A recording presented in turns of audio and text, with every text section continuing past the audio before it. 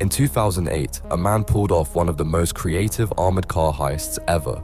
Anthony Curcio posted dozens of fake job ads on Craigslist. He hired workers to wear identical construction outfits and gather near his target location.